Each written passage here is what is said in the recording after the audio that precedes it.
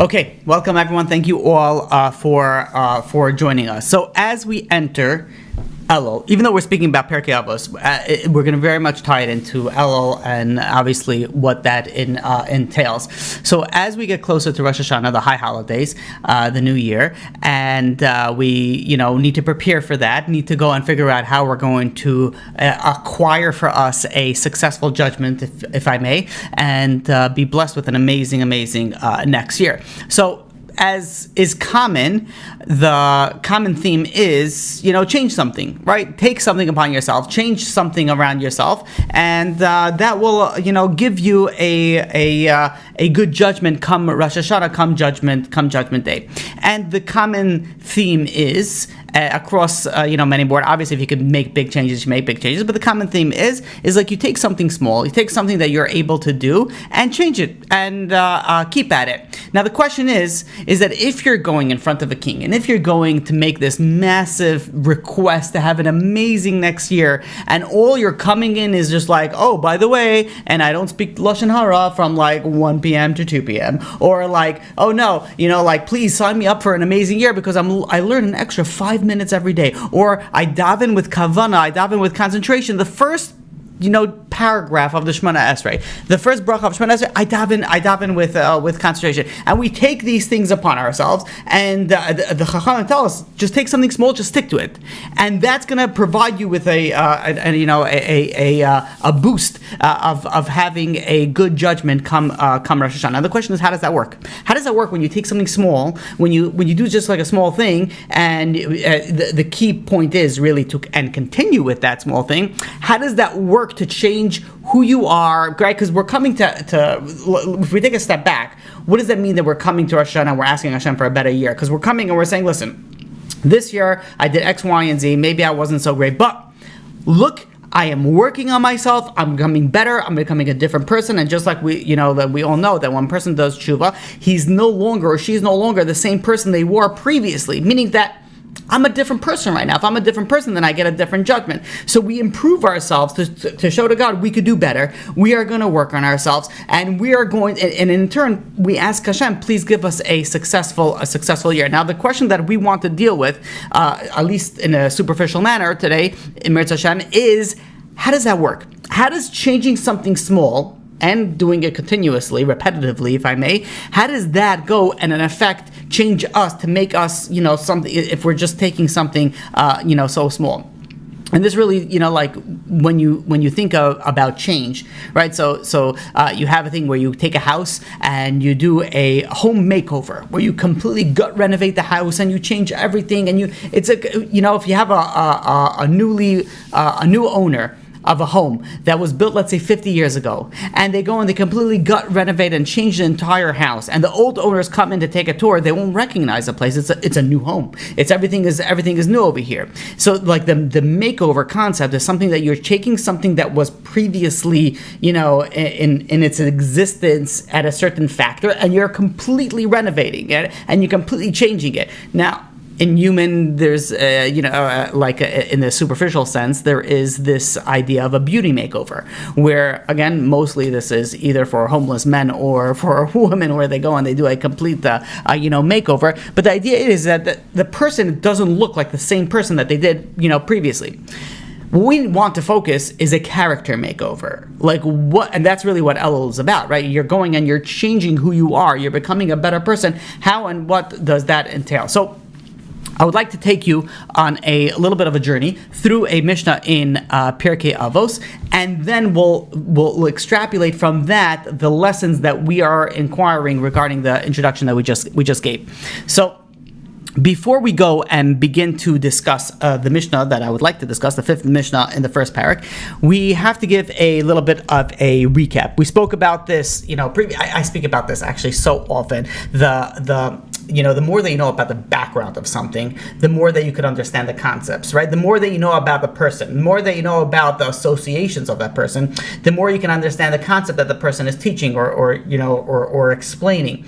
Like, and I say this, again, I repeat myself a lot on this aspect. I think it's so important. If someone comes and asks me a question, whether it's a philosophical question, whatever it is, the type of hashkafa style question, there's a variety of ways of responding to any question. There's, even if the question is black and white, there's many different ways of how you respond, what you say and how you say it and the way that you present it. And sometimes there's different paths that you can take. Even there sometimes could be multiple answers. So how do you know which way to answer that person? So the more that you know about the person, the more that you know about the psychology of the person, the more that you understand a little bit about the background of the person, you can kind of direct your answers to really satisfy what that person needs. Now, again, not always does it work, because not always you can read the person correctly. But the gist of the of the psychology of the person is something that you need to understand in order to properly answer the question. That's why when people call me up and ask me a particular question, if I know them, then fine, I know how to answer. But if I don't know them, then sometimes I go through like a rapid, quick questions, and I say just give me a quick answer, and we go through I ask them questions about their life to get a little bit understanding of where they're coming from and what the question is about, and then I can better, answer or direct my answer for their question. So that being said, the Mishnah, we got to give a recap, because this is kind of a continuation from last Mishnah, which we gave, I don't know, maybe a month ago or something like that. So, or maybe even more. I don't remember when the last Mishnah was given. So this is during the time period of this is after the death of Alexander the Great, and this is the spread of the Hellenistic culture. The Hellenistic culture was spreading at this time. The Tzedukim was very rampant at this time. They are the ones that denied the oral law, and they were also very pushing on the hedonistic Greek lifestyle, meaning a lifestyle that was seeped in like a pleasure seeking and really focusing on the self. During this time of this Mishnah, this is where there was what is called the Zugos. Zugos was there were peers. There were peers of leaders. And up until this time, there was one leader in the Jewish, in the Jewish world, in the religious world. Whether it was, from Antigonus or Shemet Tzaddik, there was one particular leader. And at this point in time, it's when it split into two leaders. So you have the Nasi, which was the president, which is the higher power. And this was more the political power. And then you had the lower position, which again is very high. The second, it is the Av Bezdin, which is more on the legal courtrooms of the of questions that come in. So what was going on during this time is this is the first time that you had these peers that were leading the Jewish people.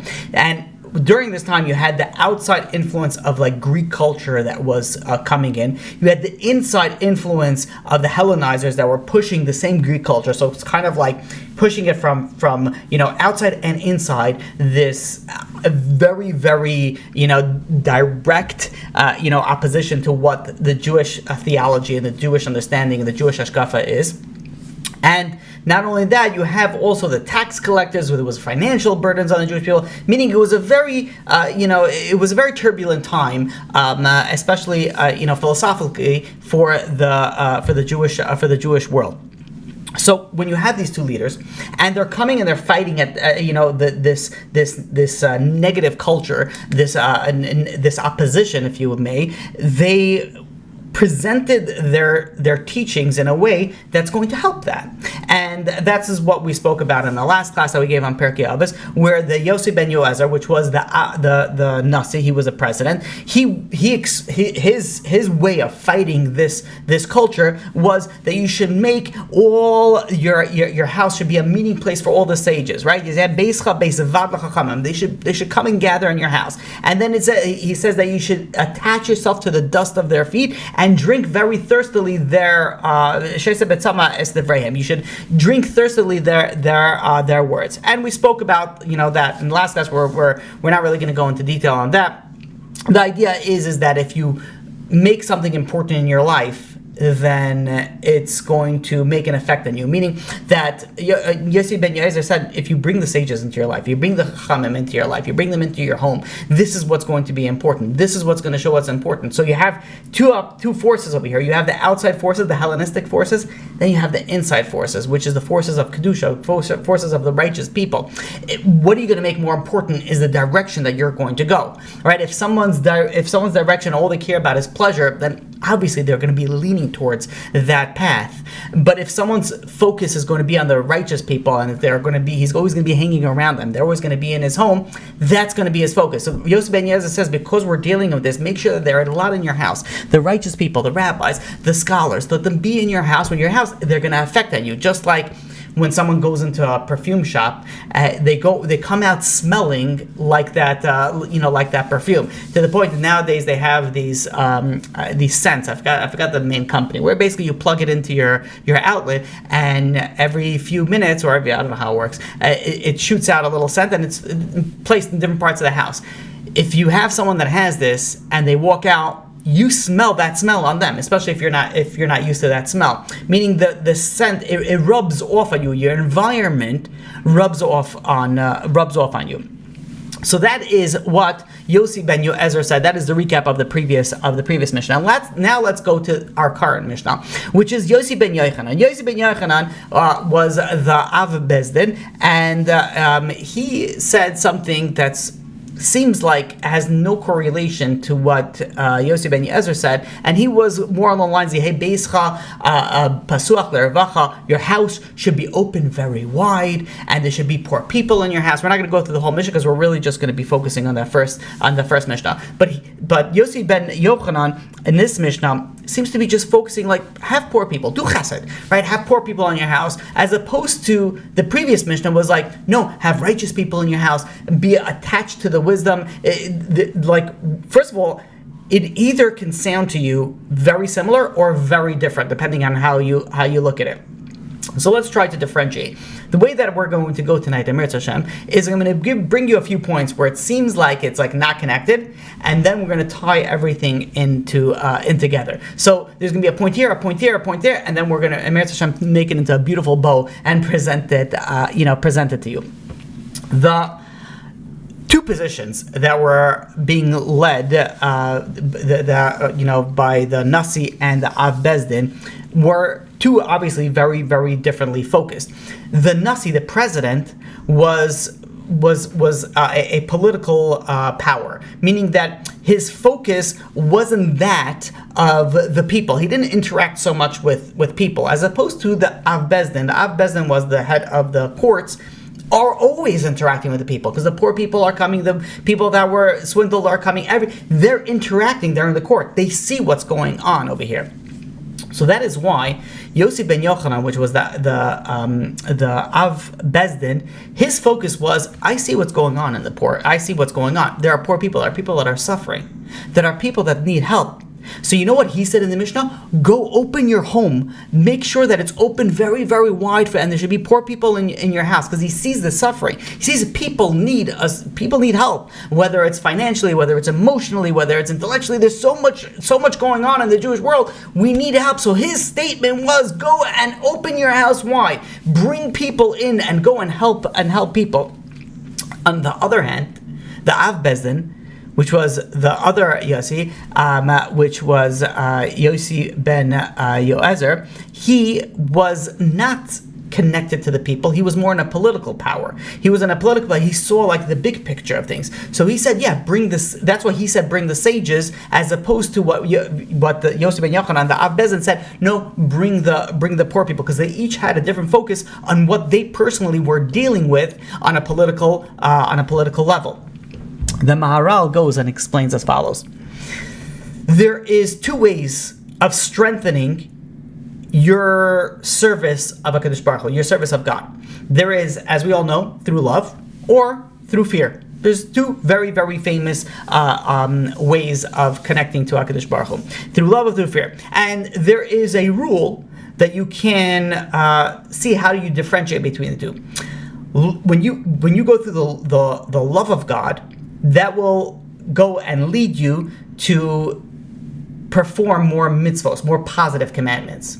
If you focus on the fear of God, that's going to lead you not to transgress the negative commandments, right? So again, very, very simple concept. So if you're focusing on your love of God, this is going to lead to active performance of positive commandments. If you're focusing on the fear of God, it's going to lead to the not transgressing the negative commandments.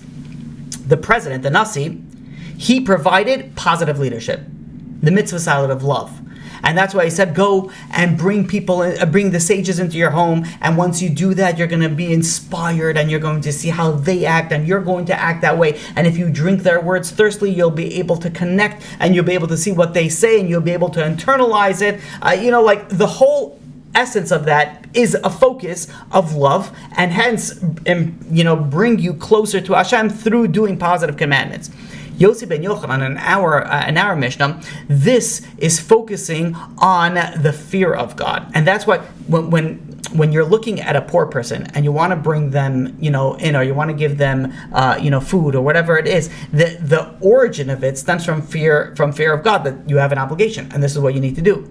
That you avoid stinginess. One of the things that we're going to be speaking about in Meretz Hashem next class is that you shouldn't be excessively talking with the opposite gender. These are things that are going to prevent you from sinning. So there's two different focuses that we have over here. The previous Mishnah was a focus on the positive, but focus more on bringing in the love of God and bringing in the positive commandments. And this focus of this Mishnah is more on the fear, and that is avoiding that transgression. And really, they work in conjunction with each other. They're supplementing, if you will, with each other. As Rabbi Reuven Feinstein explains, that somebody might think, let's say I open my home, and I got a lot of sages, scholars, very prominent people come in.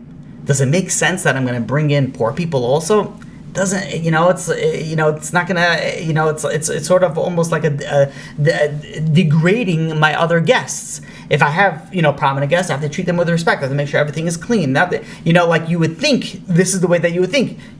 The two shall never meet. You have a prominent guest and you have a, poor guest. They dress differently, they act differently, they smell differently. There's a lot of different factors of it, and you would think to separate them. Explains Rabbi no. He said when you had, the Av Bezdin, the Nasi, when you had the president, the Nasi, he said, yeah, you bring the sages. The Av Bezdin, the head of the rabbinical court, says, no, while you have the righteous people and the scholars, don't forget also the poor people. Bring them in together. Don't think that it's going to negate each other. No. One is going to benefit the other. The poor people, the people that are struggling, that they need some help with something, they're going to see the righteous. It's going to affect them. It's going to help them. And they each had a different way of going and combating and fighting this Hellenism, this outside force, and how to strengthen the Jewish relationship for the Jewish people with HaKadosh Baruch Hu. So Yosef and Yoezer, the Nasi, had a way of saying, bring the righteous people, be very humble in front of them, right? Drink their words thirstily, sit on their dust on their feet. When you're going to be over there, you're going to elevate the standing of Torah, meaning that you're going to raise the value of Torah. So what the previous Mishnah was saying, how do you fight Hellenism? You bring Torah into your house. You bring the righteousness into your house, and it's sort of like you're in a box of Torah. You're in a box of spirituality, and that's going to help you fight all the negative outside influences. Yosef ben Yochanan in our Mishnah says, no. He says, you take that. In addition to that, you don't leave your walls up and you stay in that box. You tear the walls down. Your house should be open wide. And once you learn the lessons from those sages, from that, you open your house to other people, and now you spread those lessons around. Now, if you're not following with me, it's fine. You're going to soon see. Just keep in mind these these points. You're going to soon see how it all fits so beautifully together. Let's take it to the next step. When we're talking about bringing poor people into the house, when we're talking about achnasas archem, when you're talking about guests and chesed, who is the first person that you would think about that emulated this aspect of achnasas archem to the highest level? And that is none other than Avraham Avinu, our forefather.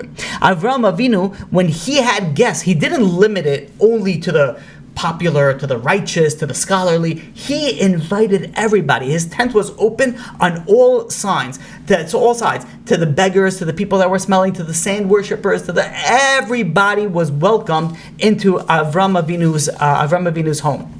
It was really the true fulfillment of Achnasas Archem. The true fulfillment of this is that when you have your house open wide and everybody has the ability to come in, and especially when is the true Achnasas Archem? That's when you have it with with the people that really need it, right? The people that are very distinguished. People like having guests that are very powerful, very successful, whether it's in spiritual, whether it's but in essence, how much, again, it's a mitzvah, it's a positive commandment, it's great. But what's the greater mitzvah? To have someone like that, or to have somebody that talks to themselves? Maybe they walk into the walls, maybe they don't smell the best. Again, you have to take in the whole factor and how it affects your family and your kids and things like that. But when you think about the bottom line of what's valued more, obviously the person that needs it more is a higher value. So when you look at what Avram Avinu was doing, he opened it up to everyone. And this is what our Mishnah tells us. It says your house should be open wide to every person. And not only that, you want to know how powerful this this is. The Gemara in Shabbos, page 127a, tells us that. So the Gemara in Shabbos tells us that it's greater to greet it's greater to have guests than greeting the Shekhinah. Why? How do we know that? Because Avram Avinu was conversing with HaKadosh Baruch Hu, and all of a sudden the angels came, which he just saw as guests, and he begged his pardon from HaKadosh Baruch Hu, from God, and he left the talking with God, and he went to tend to his guests. So a lot of commentators asked on this and be like, wait a minute, how does that say that it's greater to have guests than greeting the Shekhinah? Maybe they're equal. How do you know that one's greater and one's not? So the Vilna Gaon explains beautifully that he would have to turn his back on one of them.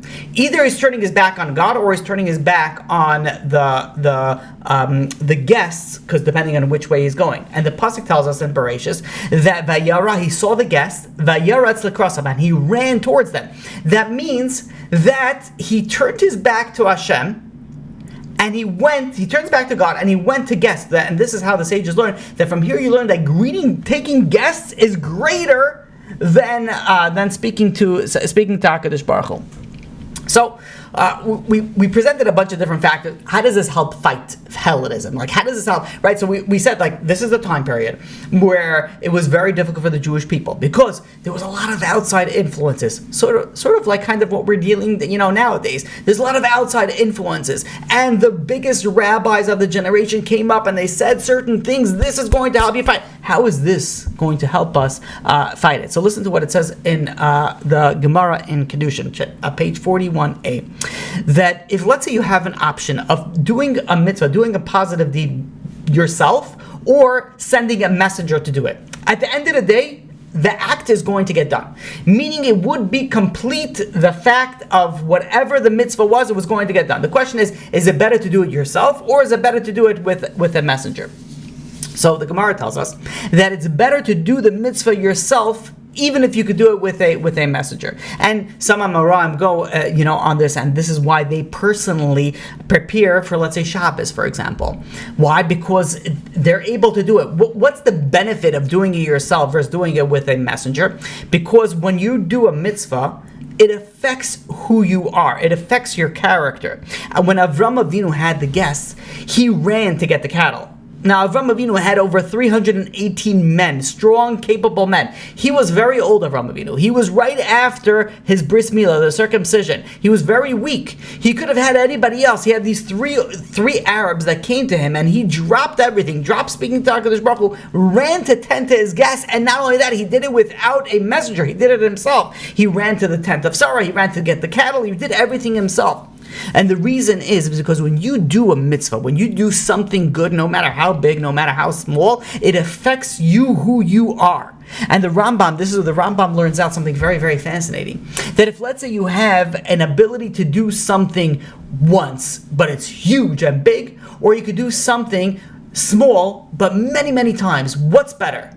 Says the Rambam, it's better to do something small many, many times. And an example is that, let's say you have $1,000 that you want to give to charity. You have two ways of giving it. You give it to one lump sum to one person, $1,000, or you could give it to 1,000 different people, $1, $1, $1. At the end of the day, you're giving $1,000 to charity. Which way is better? And the answer is the one that you have to continuously give is much better. Why?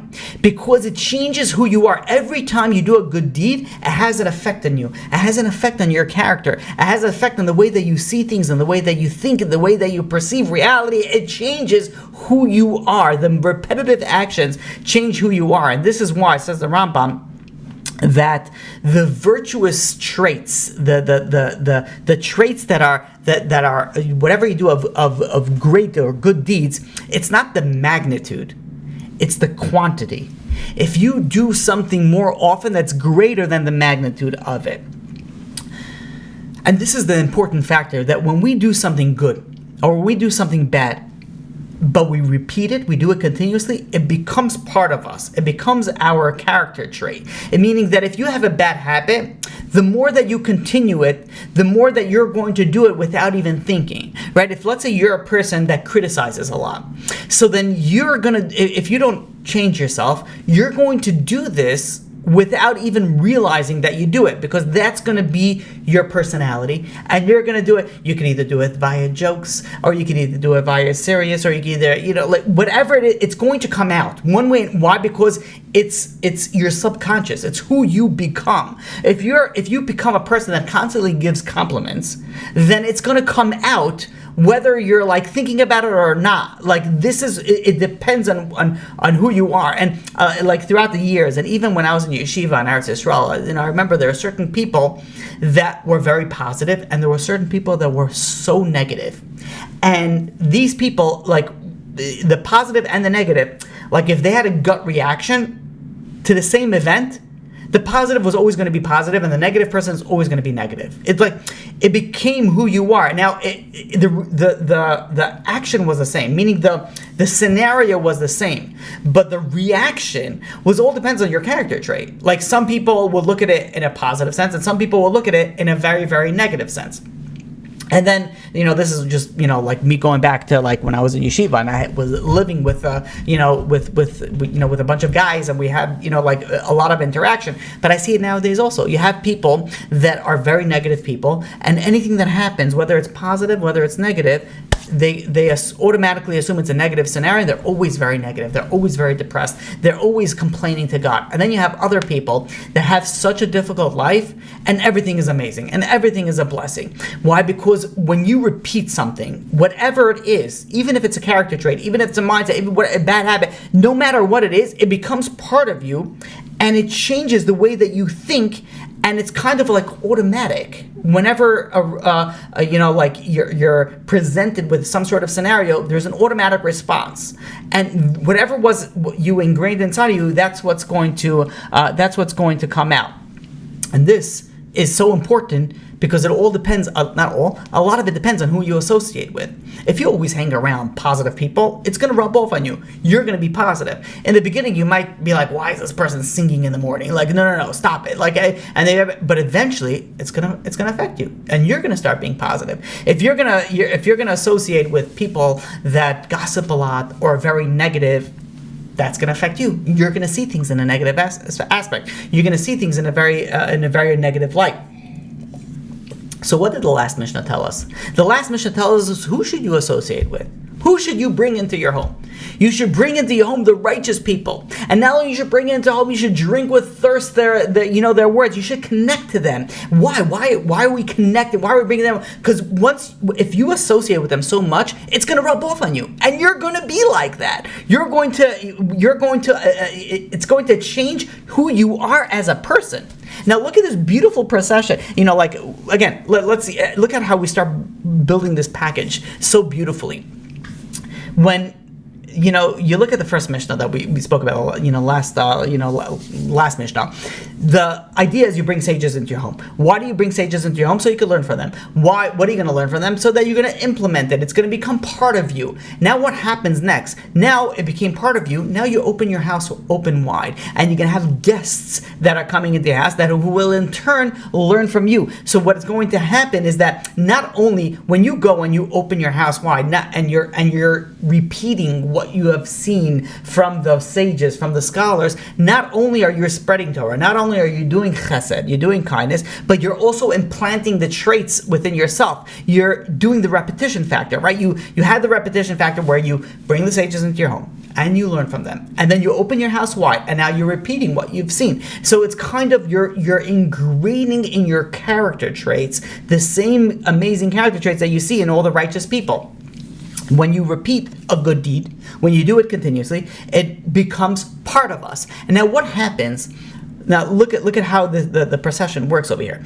When you, it's a little bit psychologically, but again, you might not fully understand what's going on over here, but soon it's gonna, like it's one of those classes where it's like, okay, point, and then it's like, whoa, lights, like you see the whole thing, you see the whole picture. So when you repeat a good deed, it becomes part of us. Once it becomes part of us, our self-perception, the way that we perceive ourselves, the way that we see ourselves becomes good. Like, because we're doing good, right? If someone does bad and they continuously doing bad, they perceive themselves as bad, right? And this is why, when I have conversations, with people, they say, "Oh, I'm going to Gehenna anyways. I'm going there anyways."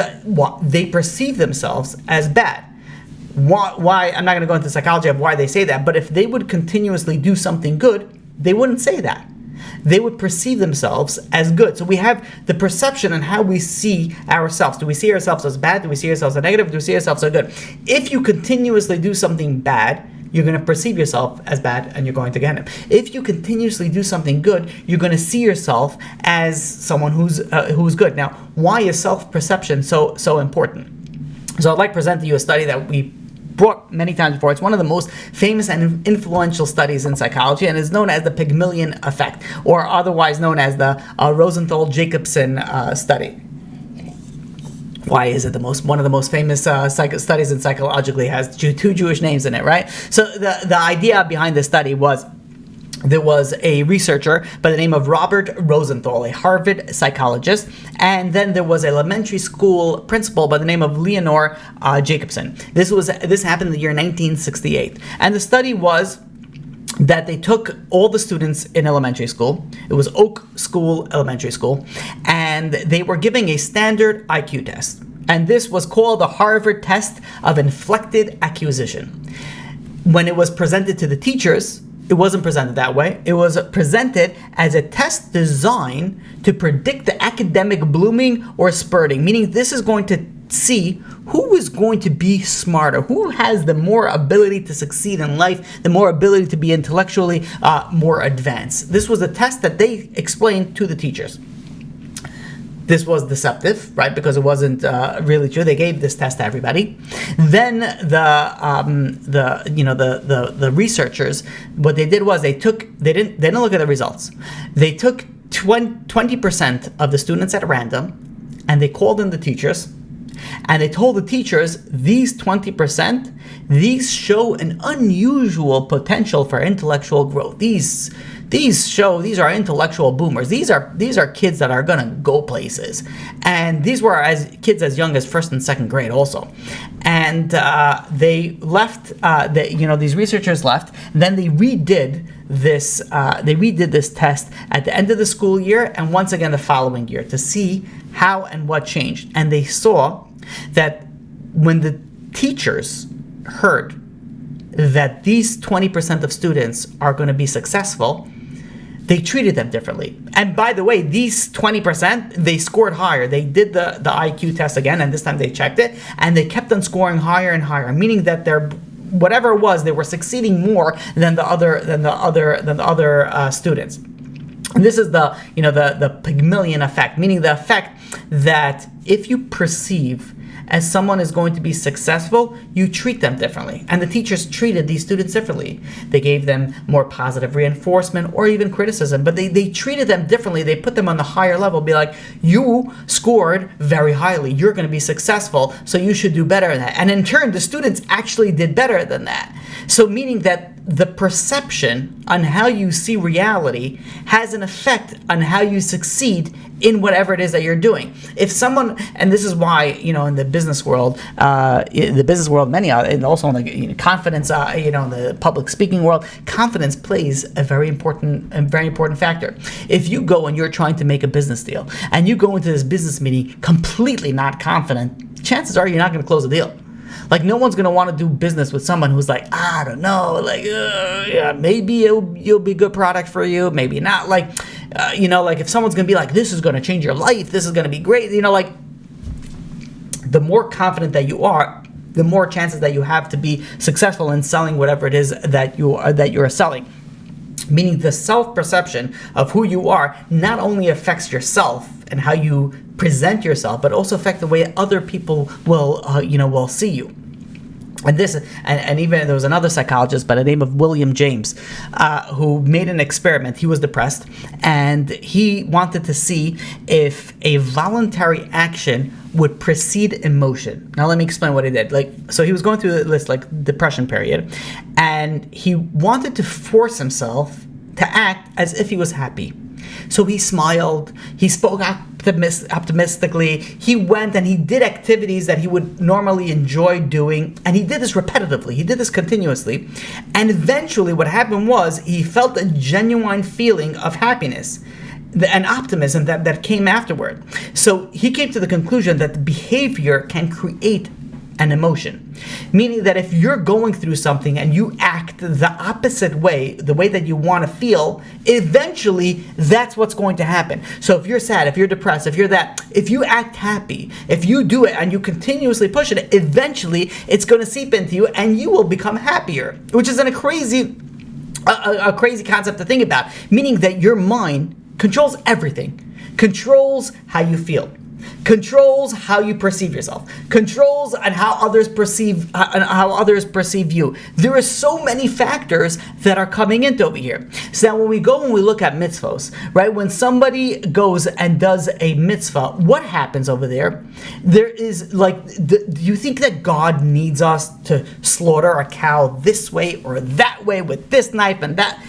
God doesn't need us. Contrary to some, people how they speak, God doesn't need us. The reason why there's mitzvahs is for us. It's to purify ourselves. It goes and changes who we are. The reason why we have 613 commandments, we know there's 365, tendons, and there's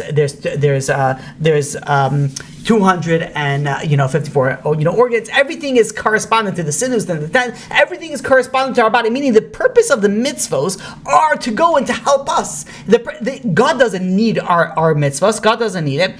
When we go and we do something, it affects us. It changes us. So when you do a mitzvah, it has a tremendous effect on you. You repeat it again and again. It changes who you are. And this is why when HaKadosh Baruch Hu told Avram Avinu, Lech lecha, go away, go and do, and the Baruch says, I'm going to give you a 10 tests. Go for yourself. Lech lecha, go for yourself. I'm going to give you for your benefit and for your pleasure.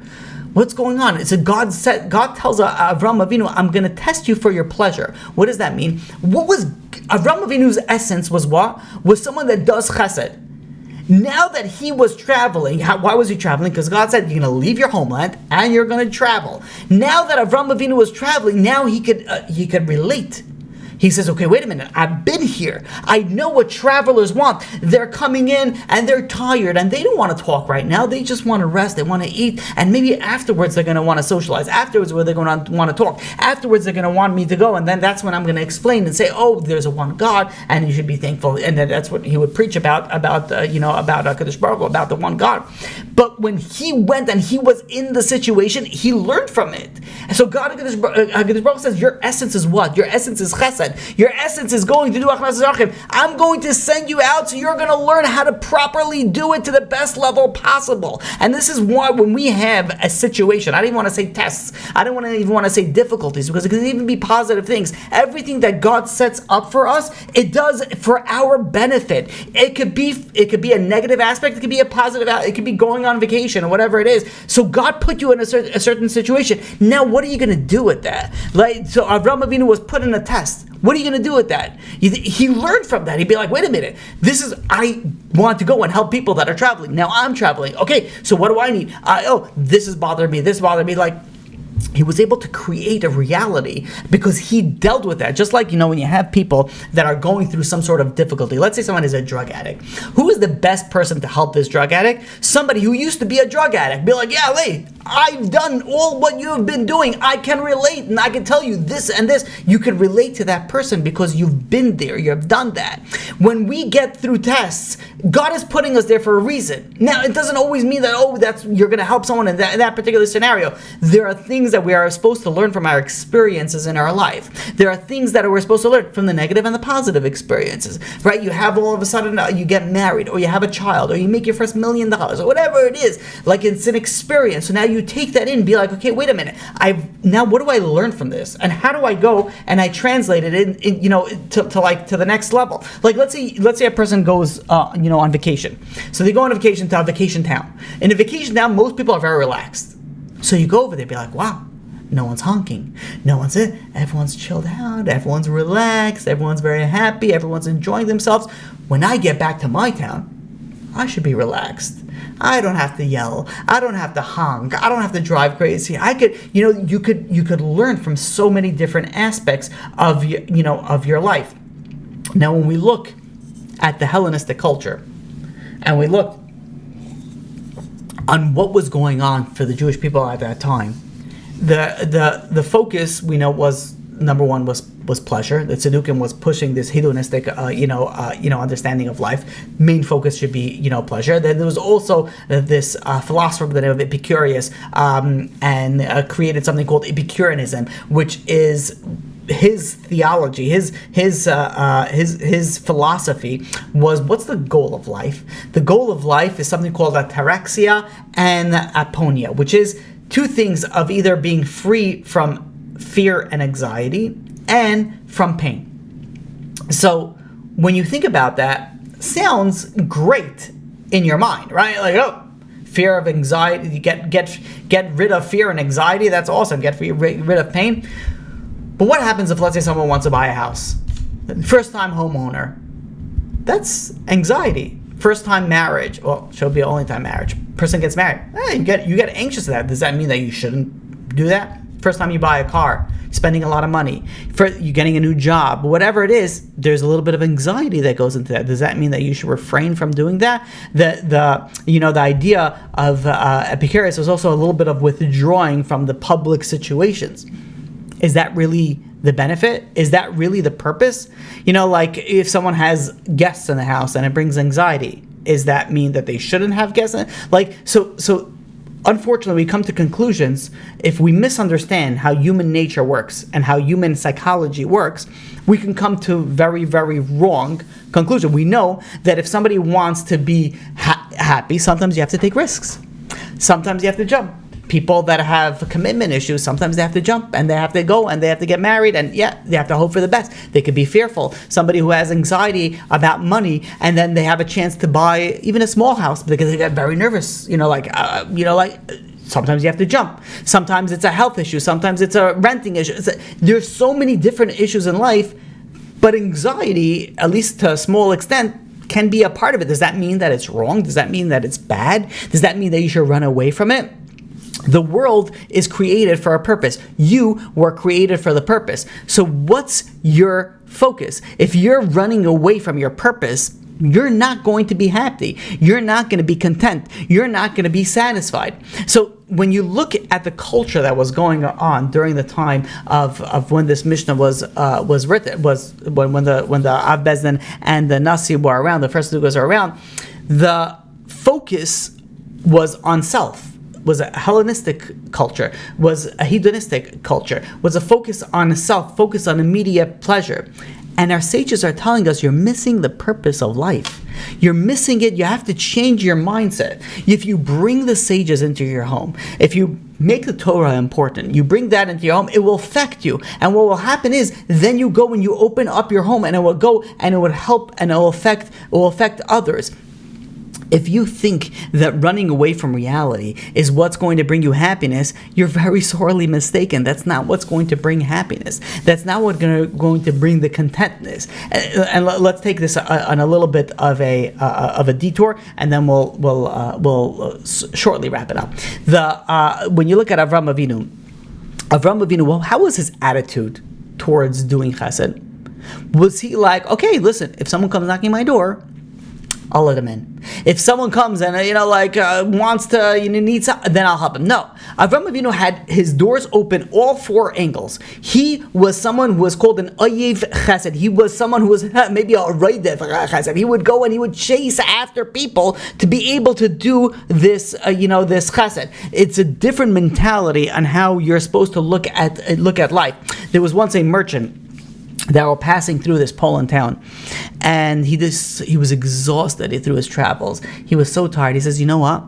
The first house that I see a light on, I'm going to go into that house. And when I'm going to go into that house, and I'm going to ask them to eat. I'm going to ask them to sleep over there. The first house that he sees, it was none other than a Rabbi Yechiel Meir, which was the rabbi of the town. So he goes in and he says, listen, I'm sorry to bother you so late at night. I see your light is open. I'm traveling. I'm hungry. I'm tired. Is there any way that I can eat here, stay here? He says, of course, absolutely. He goes in. He feeds him whatever food that he has in this house. And this merchant was so hungry. He says, by any chance you have anything else? This rabbi, and this person didn't know that he was a rabbi. This rabbi goes into the kitchen, doesn't know how to cook, he sees he has two different, stuff over there. He puts them both in a pot, puts it in the oven, cooks it up, gives it to this guy. This guy gobbles it down.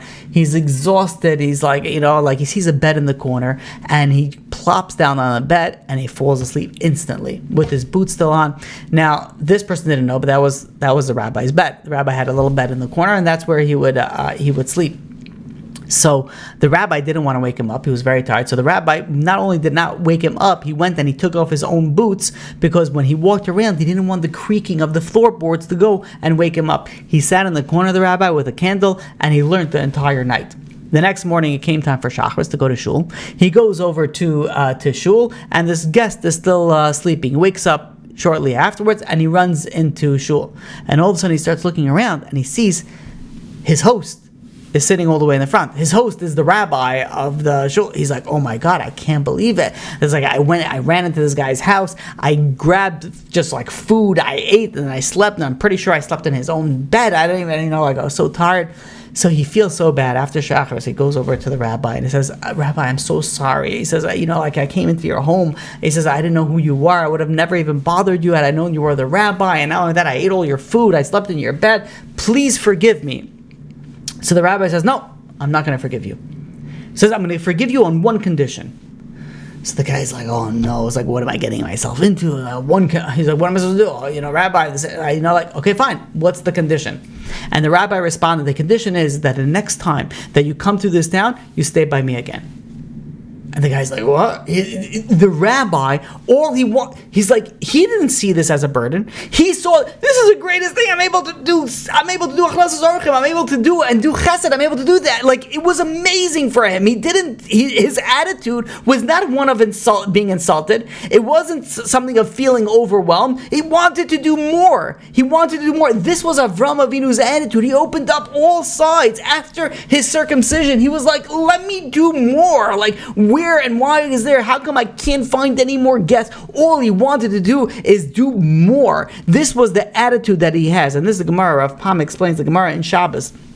Page 104a tells us that, Gimel Daled, the letters Gimel and Daled, the way that they're spelled, it's also Goimel Dalim, which is doing Gemilas. Gimel is for like Gemilas Chesed, and Dalim is for poor people. Years ago, I went. You're talking about over 15 years ago. Before I even started giving classes, I was preparing, not even to speak. I wasn't even have any intention of doing this, in my life. But I was preparing. I was collecting information on the Aleph base, and I have a loose leaf. It's right behind this, this green screen of like, it's like a 3-inch loose leaf on the Aleph base. And there's like fascinating things on the numerical, very Kabbalistic. So it's like a type of class that you have to like, you would have to just like focus the whole. It was like, and that's why I never ever, gave it. It's like not like stories, not like something. It's like serious like stuff, and it's phenomenal when you look at each letter. It depends on the numerical value, its shape, the way that it's spelled, the numerical value of the spelling of its name. So Gimel is for Goimel. Goimel Chasada, meaning that you bestow kindness. It's also like Gimel is also the same letters of Gamal, which is a camel, and it's related to drinking the water and holding it and being able to do it in the desert, kindness and things like that. We're not going to get into all of that. Dalid is for Dalim, and that's a Dalid. If you take the first two letters, Dal is a poor person. So you have Gimel, the way that I don't have anything that I could show you, but Gimel is it looks like almost like there is a person that's walking and with an outstretched arm. Dalid is sort of like has like it's like a resh with a little back end that's sticking out. And the idea that the Gemara in Shabbos says is that Gimel is someone who wants to do chesed. So it looks like he's walking to give chesed, to do chesed with his outstretched hand. The Dalid has this hand kind of like stuck out in the back, and he's taking from the Gimel. And that's the Gimel, and that's the Dalid. Meaning the Gimel is someone who wants to do chesed is always running to do chesed. The Dalid, the poor person, is going and he's taking the money, but it's very interesting. He's facing the hay. Facing hay is for HaKadosh Baruch Hu, for Hashem. He's facing God, meaning that he's taking money from somebody else, but he knows that everything comes from HaKadosh Baruch Hu. Again, I'm not going to get into the whole details of it, but the idea is that someone that wants to do good, someone wants to do, and this is just an example with chesed. It could be with anything good that you want to do. If you chase after it, if you are going and you're running after it, it brings a tremendous amount of bracha that comes with it. As the Chafetz Chaim tells us in Mishnah, chapter 21, verse 21. It's very interesting. The translation is somebody who pursues charity and kindness will find the life of charity and honor. But when you take out and you look at this pasuk, someone who chases charity is going to find charity. What does that even mean? What do you find tzedakah? And Rav Pam explains that somebody who goes and chases after doing good deeds, chases after going and doing charity, HaKadosh Baruch Hu, God is going to give him the opportunities to perform these good deeds. And we see this with Avram Avinu. Avram Avinu chased after doing good deeds, and what did he ended up doing good deeds for? For archangels, Rafal, Michal, and Gavriel. And not only that, that's how he was able to get God's blessing on having children. Meaning that his attitude was, let me do more. The focus was always doing more. And when you look at people, and you look at people that are very successful, you see people accomplish a lot. They do a lot of good deeds. They learn a lot of Torah. They spread a lot of Torah. They give a lot of tzedakah. And we look at that and be like, well, we want to be part of that. I want to write a check for $100 million. I want to go and spread Torah to 10 million people. And we all want to go and jump to that level. But we have to realize you have to start with something small. You have to start with something small and continuous. You give $1, you give a shear, you teach one person, an event. What happens is that that's going to, when you do something, and this is what the pasuk is telling us, Reidif tzedakah, if you go and you chase after doing that, God will give you opportunity to do greater, to do more. You want to do greater, you can't just jump to the greatness. You have to start from where you're standing. You continue doing that, God will give you the opportunity to do more. But what does it take? It starts off with doing small, continuous, repetitive actions. You have to continue doing it. There was a story that I mentioned before. We had a wealthy person that started out in business with his father. He wasn't wealthy when he started out, and he took him a very long time to find a business loan. After a year, I don't know how long it took. It took a long time. They finally got $100,000. And like that day or the next day, someone came into their office for a really, really important cause. And the father wrote out a check for $26,000 from that $100,000 that they just got. And the son was like, Dad, what are you doing? He says, we just got this money. We worked so hard for this money. And the father says, we got to take care of God's children. He says, God will take care of us. He says, we got to take care of God's children. Shortly after that, they closed the deal, I believe it was with Target, the first deal for $126,000. They gave 26, they got a $100,000 loan. The first deal they closed for $126,000. And eventually, it came to the point that these tens of thousands of dollars were daily donations. They came to that. You came to that level. You start off small. You start off continuous. You start off chasing after it. Hakadosh Baruch Hu is going to give you the opportunity, to grow. The Dubna Magid, when he was looking to rent an apartment, whenever he was renting any apartment, he would make a precondition with the landlord. He says, on the condition that I have the ability to invite people that are traveling. I need to be able to invite. Now, landlords don't always want that, because the weird here in the apartment, you have more people, smelly people, dirty people. You get all these people coming through your apartment. It ruins it. They didn't always want it, but this was a condition. When the Dubna Magid went and looked for an apartment, he looked for this particular condition.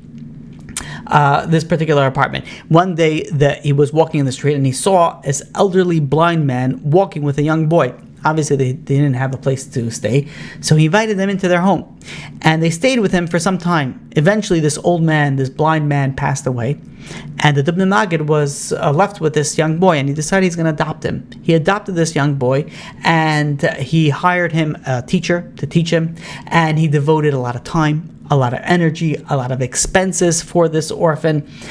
And the boy grew up, and the boy became none other than the tzaddik Reb Shlomo Kluger, a Gadol Hadar, the leader of the generation. And the question is, you ask, how did the Dubna Magid merit to go and bring up the next leader of the generation in his own home? That's like a huge merit. Like the leader of the generation has an entire generation sitting on them, and now this person, the Dubna Magid went and he brought him up, said like he has the reward like an infinite amount. And the answer is that the Dubna Magid did chesed with everybody. He did a chesed with all types of people. He went and he chased to go and figure out, what am I going to do? This was a condition he made with the landlord. This is who he was. He says, if you do that, says HaKadosh Baruch Hu, if someone is a roidif tzedakah v'chesed, yimtza chayim tzedakah v'chabad, he's going to find it. If you do these continuous actions of good deeds, even if it's small, eventually HaKadosh Baruch Hu is going to give you the opportunity to become great from it. It's getting a little bit late, but the Ruach Chaim, the Reb Chaim Volozhin, says a story that there was a city dweller that when he first visited the country for the first time, he saw a farmer drop wheat kernels and in this freshly plowed earth, and he was thinking, he's like, why are you wasting food? Because you have kernels and you're throwing it into the ground, you're wasting it.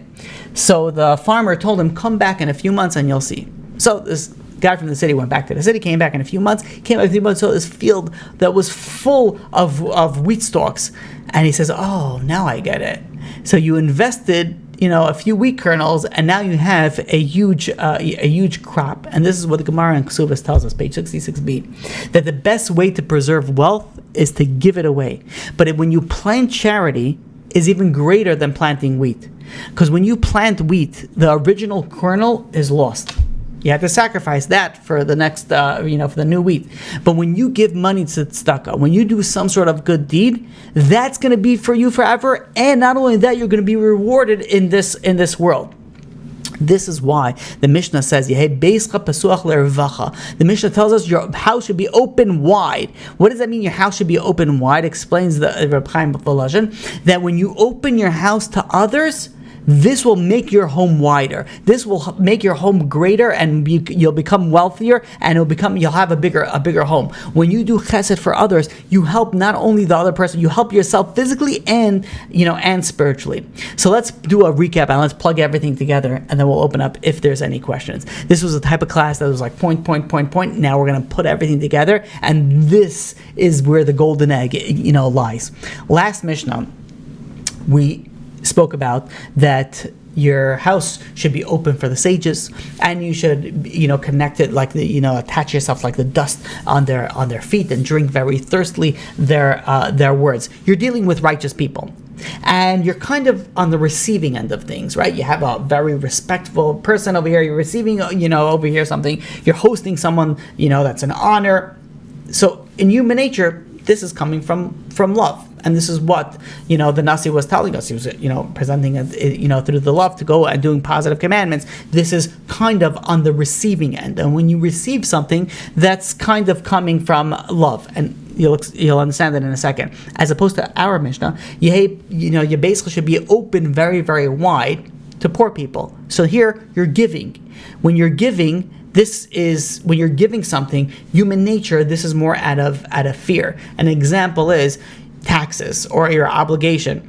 That when you're giving taxes, it's not because you love your country. It's because you don't want to get caught or whatever it is, that you have an obligation and you want to give it. So you have two aspects over here. You have an aspect of receiving, an aspect of love, an aspect of giving, an aspect of fear. And again, this is my own, explanation for it. So, I hope that it will make sense to you.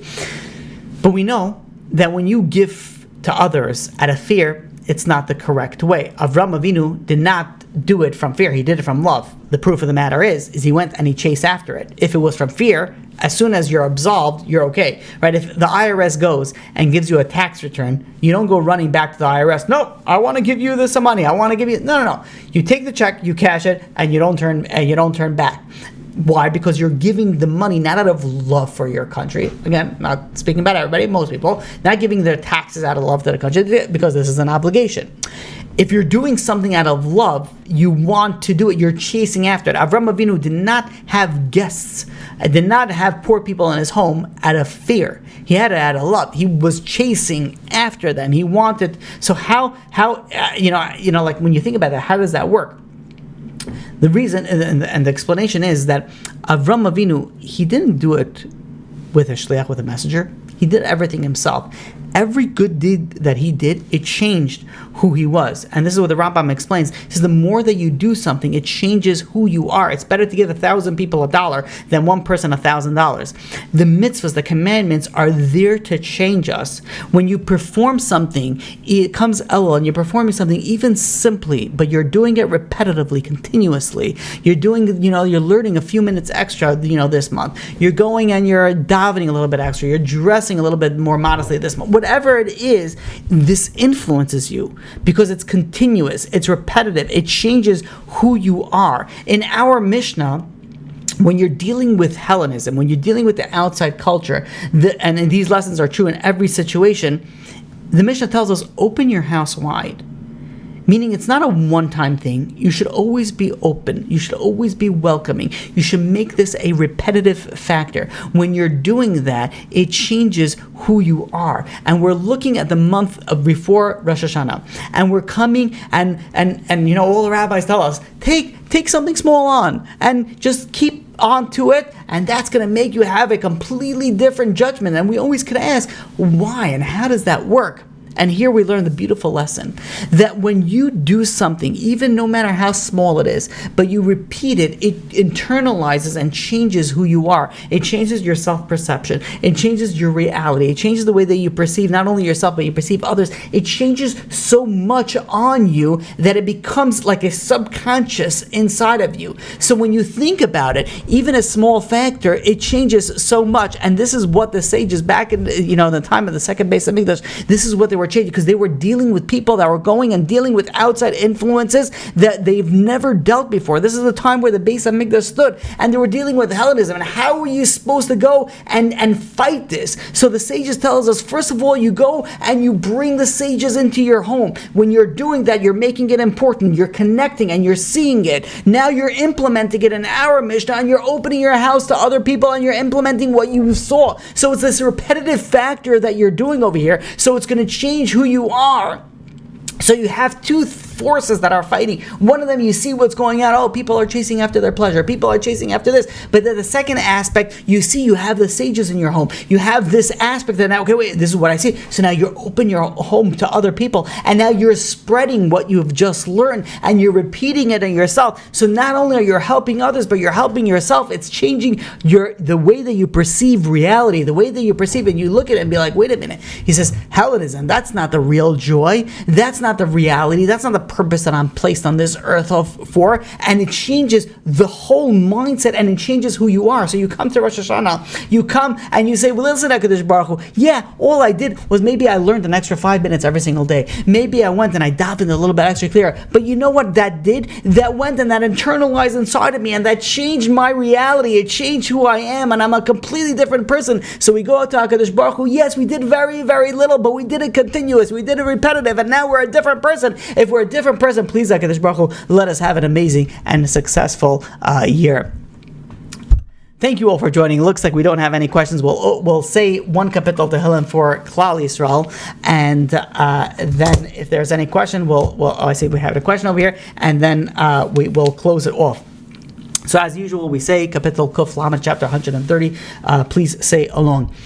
Shir Malais Mimamakim Karsicha Adonai Adonai Shema Bikaili Tiano Aznecha Kashuv Vaisa Kol Tachanunai Im Avainestesh Maria Adonai Mi Amoid Kim Chaslicha Leman Divare Kivisi Adonai Kif Nafshi Vilidvaraya Chalti Nafshi Ladonai Mishamim Labaker Shamim Labaker Yachal Israel Ladonai Kim Adonai Chesed Varabe Maifidus V'hu Yiftas Israel Mikol Avanisav Achinu Kol Beis Israel.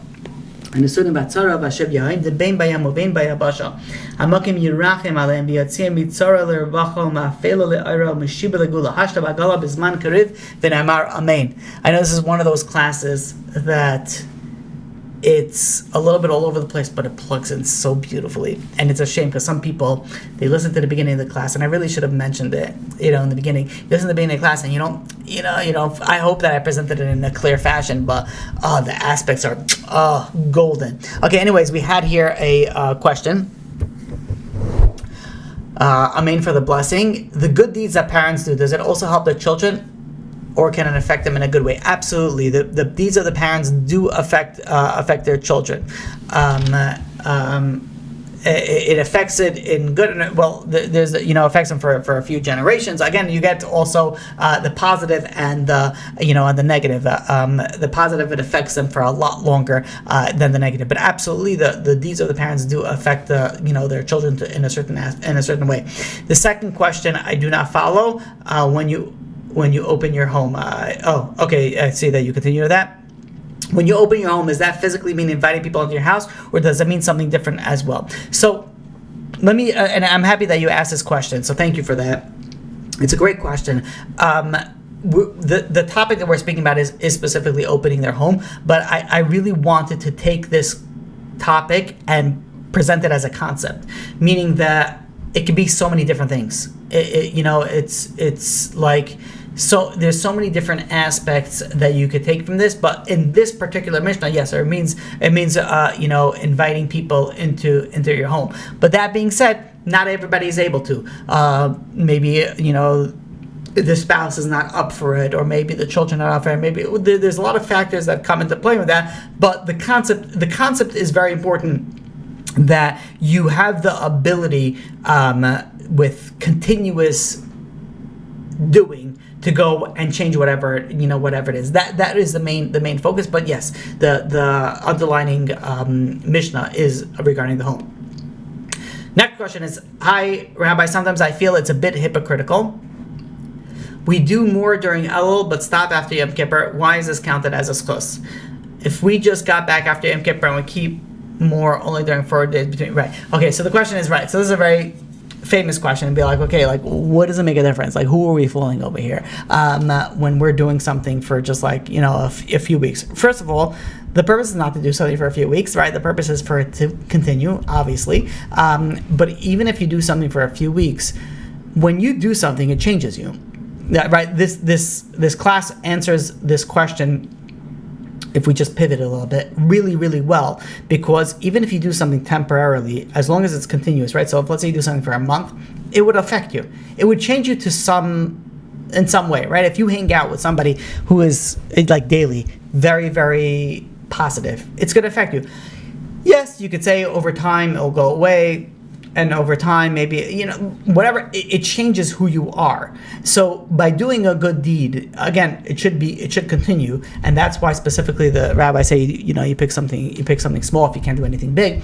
but it has a tremendous amount of effect on you, and you have to internalize that, and it will be internalized whether you like it or not. And in turn, this is something that it makes it very worth it and very, very, very imperative and important. Okay, looks like that is the final question. Thank you all for joining, and next week, Bezat Hashem, we will continue on it. Yes.